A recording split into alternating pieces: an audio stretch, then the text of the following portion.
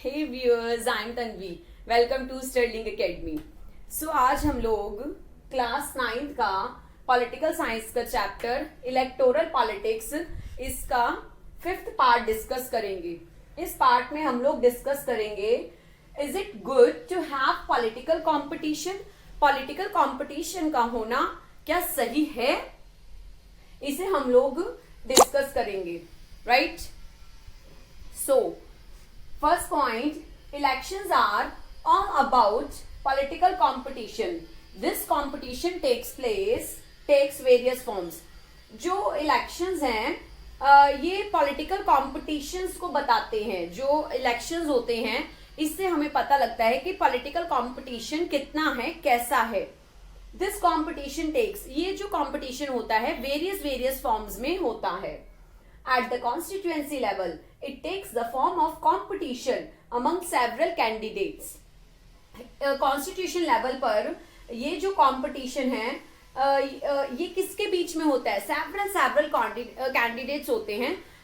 जो हमारा constituency level होता है वहां पर हमारे candidates बहुत सारे खड़े होते हैं कि main parties के भी खड़े होते हैं और other parties के भी खड़े होते हैं। If there is no competition, अगर competition नहीं होगा, elections will become pointless. ठीक है, तो election कैसा हो जाएगा?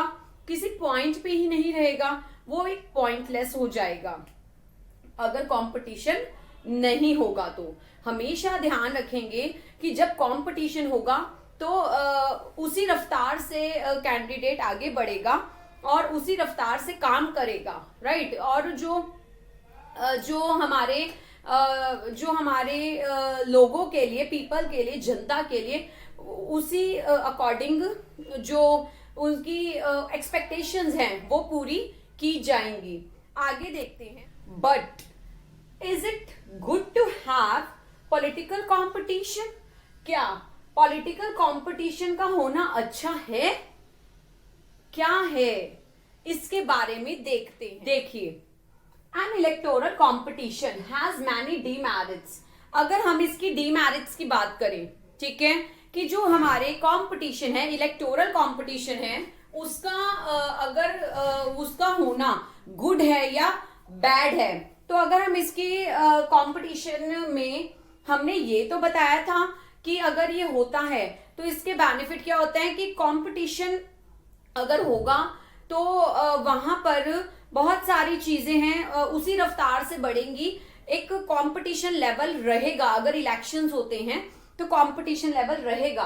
अगर हम इसके डीमेरिट्स की बात करें तो यहां से हमारी डीमेरिट्स कंसीडर होती हैं।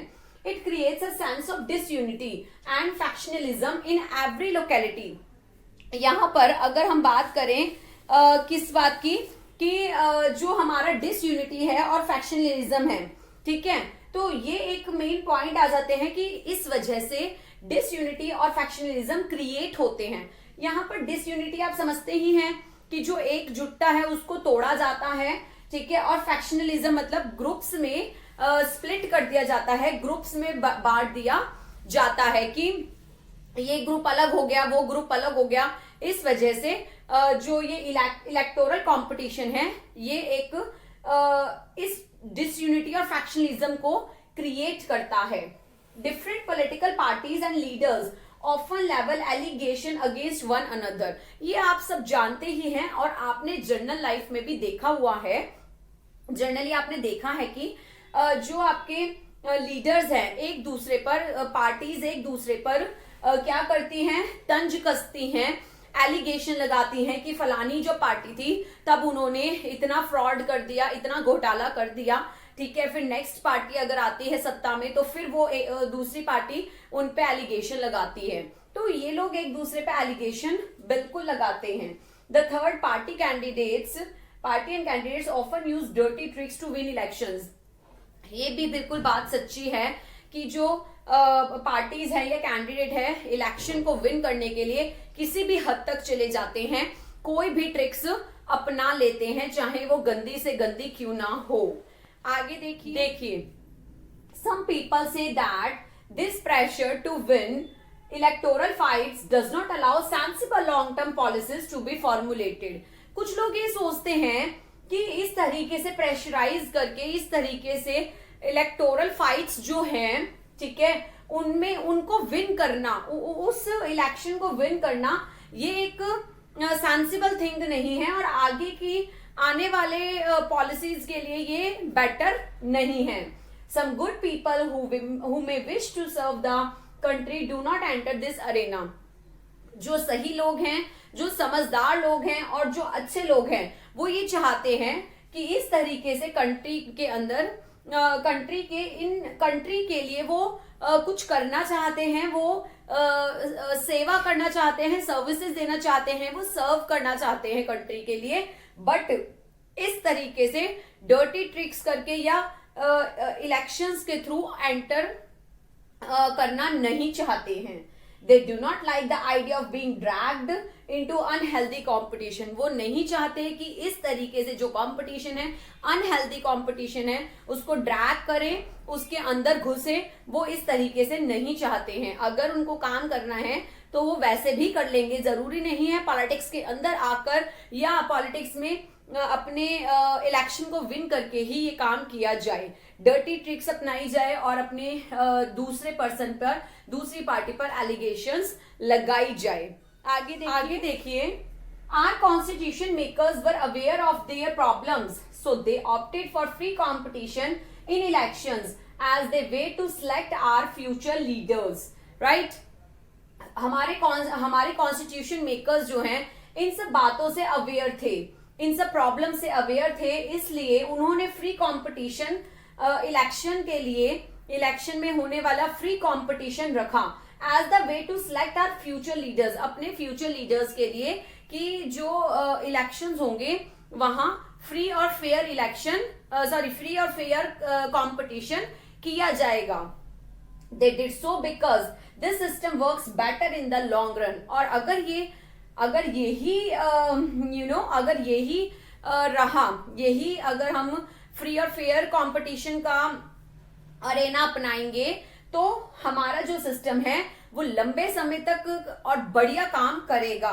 दैट मीन्स इसकी यहाँ से हम मैरिट्स शुरू हो जाती हैं. मैरिट्स हम यहाँ से कंसीडर कर सकते हैं कि जो मैंने आपको पहले बताई थी वो डी मैरिट थी, और अब जो हम पढ़ रहे हैं ये मैरिट हो जाएगी कि हमारे फ्यूचर लीडर्स ने इन सब बातों को सोचते हुए फ्री और फेयर कंपटीशन रखा इलेक्शंस के अंदर, ताकि जो सिस्टम है वो लॉन्ग रन तक वर्क कर सके और बेटर वर्क कर सके.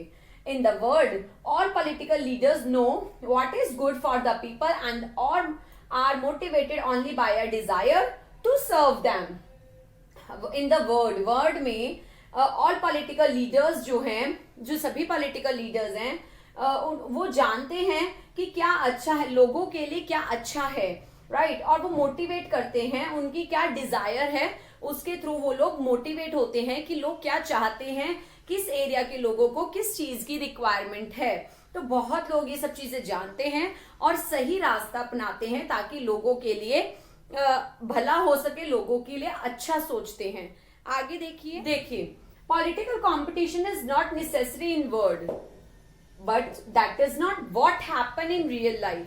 पॉलिटिकल कंपटीशन वर्ड में कोई नेसेसरी नहीं है, कोई जरूरत नहीं है कि पॉलिटिकल कंपटीशन का होना जरूरी है, but that is not what happens in real life. Political leaders all over the world, like other professionals, are motivated by a desire to advance their political careers. Political leaders जो हैं all over the world में जैसे other professionals हैं ऐसे ही political leaders भी हैं, और वो motivated होते हैं किसके थ्रू कि लोगों की जो political careers है, ठीक है, उसमें पहले से ही क्या desire है, क्या मतलब उस डिजायर को लेकर वो लोग मोटिवेट होते हैं कि किस तरीके से पॉलिटिकल अपना करियर आगे चलाना है. They want to remain in power और get power and position for themselves. वो लोग क्या चाहते हैं, वो पावर को लेना चाहते हैं, पोजीशन चाहिए उन लोगों को, पावर चाहिए. राइट? तो इस तरीके से जो पॉलिटिकल लीडर्स हैं वो ये सब चाहते हैं. They may wish to serve the people as well, but it is risky to depend entirely on their sense of duty.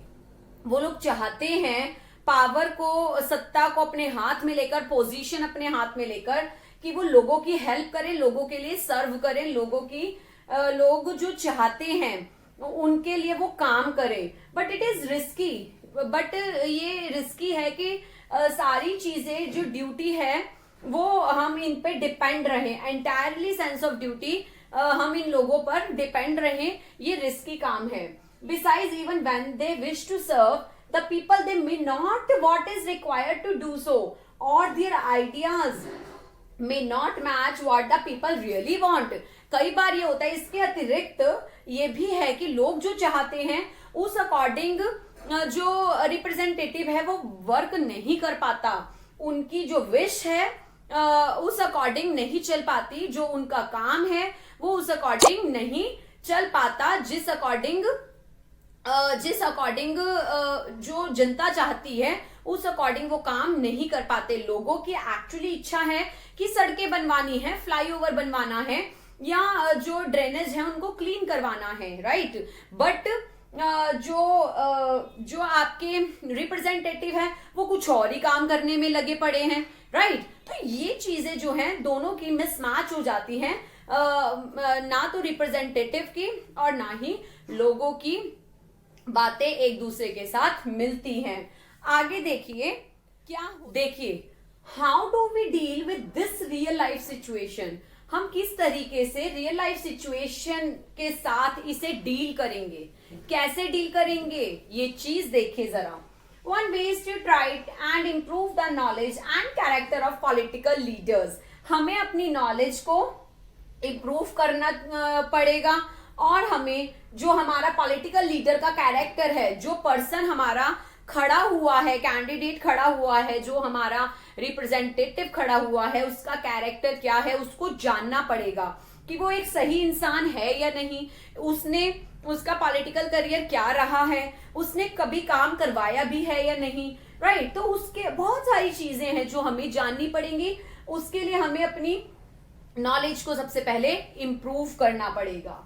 The other and the more realistic way is to set up a system where political leaders are rewarded for serving the people and punished for not doing so। हमें एक इस तरीके का system बिठाना पड़ेगा, political system जो है political leaders के लिए हमें इस तरीके का सिस्टम बिठाना पड़ेगा कि जो पर्सन काम करता है उसको रिवॉर्ड दिया गया है, और जो पर्सन काम नहीं करता है, जो सर्व नहीं करता है, उसको पनिश किया जाएगा। तो इस तरीके से हमें कुछ इस तरीके का सिस्टम बिठाना पड़ेगा ताकि जो पॉलिटिकल लीडर्स हैं अपनी मनमानी ना कर सके, और सिर्फ वो इलेक्शंस एक गलत मोटिव से ना जीत सके, और काम करने के पॉइंट ऑफ व्यू से वो क्या कर सके, खड़े हो सके इलेक्शंस में। आगे देखिए, हु डिसाइड दिस रिवॉर्ड और पनिशमेंट। अब बात आती है कि इस पनिशमेंट को, इस रिवार्ड को कौन देगा, कौन डिसाइड करेगा कि क्या सही है और क्या गलत। रिवॉर्ड और पनिशमेंट जो है वो कौन डिसाइड करेगा। देखिए, हु डिसाइड्स द रिवार्ड और पनिशमेंट, इसको कौन डिसाइड करेगा कि रिवार्ड दिया जाए या पनिशमेंट दी जाए। सिंपल, पीपल डिसाइड करेंगे। This is what electoral competition does. Electoral competition क्या करता है, यही करता है, यही सब चीजें करता है। इलेक्टोरल कॉम्पिटिशन, जो कॉम्पिटिशन है उसमें जनता के द्वारा ही अपना प्रतिनिधित्व चुना जाता है, और अगर वो वर्क नहीं करता एक प्रॉपर वे में तो उसे एक टाइम पीरियड के बाद उसे हटा दिया जाता है, उसको चेंज कर दिया जाता है। और ये सब चीजें ये पीपल करते हैं, आप और मेरी जैसे। Regular electoral competition provides incentives to political parties and leaders. Regular जो इलेक्टोरल कॉम्पिटिशन है, अगर इलेक्टोरल कॉम्पिटिशन रेगुलरली होता है तो इससे क्या प्रोवाइड होता है, इंसेंटिव्स प्रोवाइड होते हैं पॉलिटिकल पार्टीज और लीडर्स को। They know that if they raise issues that people want to be raised, अगर वो लोग जानते हैं कि अगर इश्यूज लोग अगर इश्यूज को क्या करते हैं, अगर they raise issues that people want to be raised, ठीक है, अगर इश्यूज अगर रेज होते हैं, लोगों ने अगर इश्यूज उठाए हैं, तो कोई ना कोई रीजन होगा.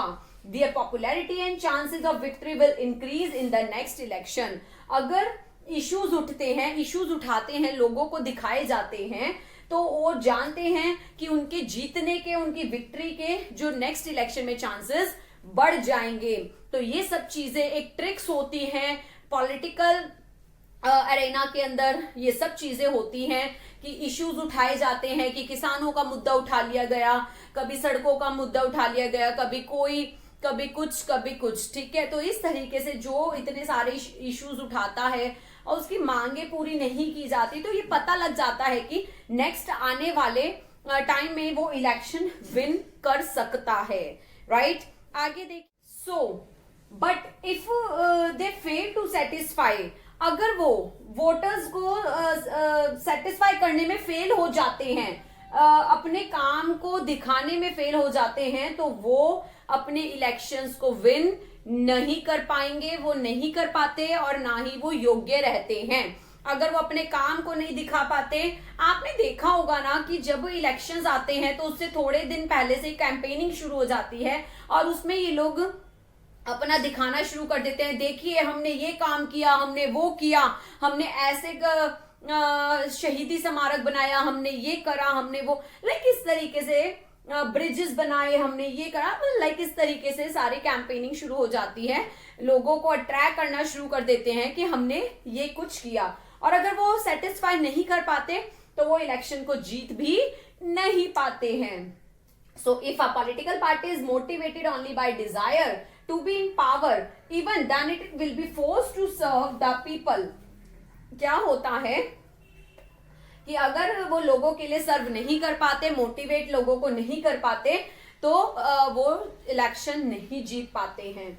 This is a bit like the way market works. और यही एक चीज है कि जिससे जो मार्केट वर्क्स करता है, मार्केट किस तरीके से वर्क करता है, लोगों के लिए अगर आपने काम नहीं किया तो लोग उस आपसे सेटिस्फाई नहीं होते हैं. जनता कोई स्टूपिड नहीं होती है, वो सब चीजें ऑब्जर्व करती है, देखती है, राइट. तो सब चीजों को ध्यान में रखते हुए ही जनता इस पे सही निर्णय लेती है. आगे देखिए, बड़ा एक एग्जाम्पल से मैं आपको घुमा के बात समझाने की कोशिश करूंगी.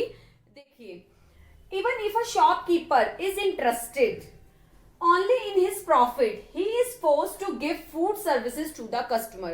अगर कोई शॉपकीपर इंटरेस्टेड है सिर्फ और सिर्फ प्रॉफिट कमाने के लिए, तो वो अपनी जो फूड सर्विसेज है कस्टमर्स को फोर्सफुली देना चाहेगा. अगर वो प्रॉफिट ही कमाना चाहता है तो, जस्ट सर्व नहीं करना चाहता तो.